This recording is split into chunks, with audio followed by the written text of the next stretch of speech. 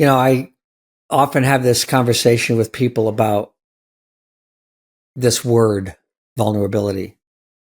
And I think it's misunderstood because we often look at vulnerability as a weakness. We often think of it, especially internally, as a weakness. And the fact is that vulnerability is simply an attitude towards the reality of who we are. Do we truly know who we are? And are we able to open that up and express it? There's this constant fight between reality and ego. And sometimes our ego doesn't want to hear the reality. The ego is afraid to express what the reality of is my weaknesses and let people know.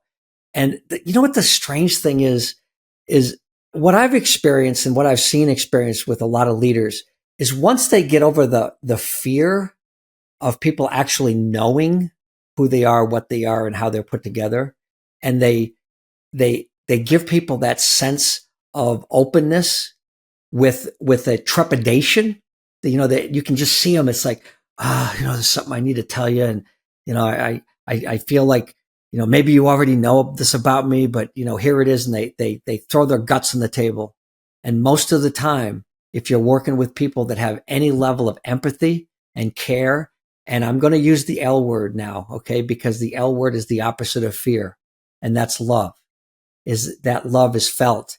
And then they go, oh, you mean, so, you already knew all this. And everybody goes, yeah, we kind of knew that about you, and it's okay, that you're that way. And we want you to know that we've been working around that for years. And you know how exciting it is to hear you say it so that you don't have to protect that anymore. You don't have to hide behind your ego so much that we get this resistance.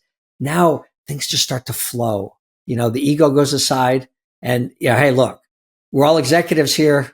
We all have egos. We can accept that. And we can also call each other on it. I have people in my life that remind me of this.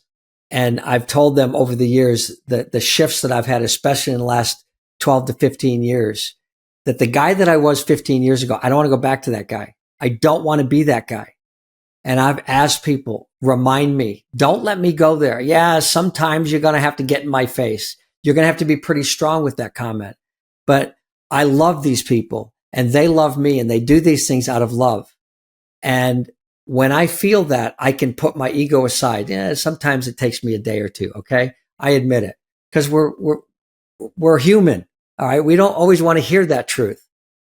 But if we can work through the fear and understand the love, if we can do that, starting at the executive level, you can create a culture that goes beyond the fear in the organization and goes to a position of love. And I've seen this in organizations. And, people criticize this. They say, that they let people get away with stuff. They're too flexible. Really? I don't know about that. Is there a point in every life of a leader where we have to make a final decision? Yeah. And I think that's where we're missing the message is get beyond the ego, get beyond and into the vulnerability. If you can get to that, then we can make better decisions individually and collectively. Why? You want to show weakness? Don't make a decision. You want to show weakness? Take too long to make decisions. How long is too long? Nobody knows. You'll feel it when it happens. All right. But the biggest reason executives get fired, and there's all kinds of research. I'm not just saying this, that I made this up. There's all kinds of research on this. About 60 to 65% of all CEOs that get fired because they took too long to make decisions.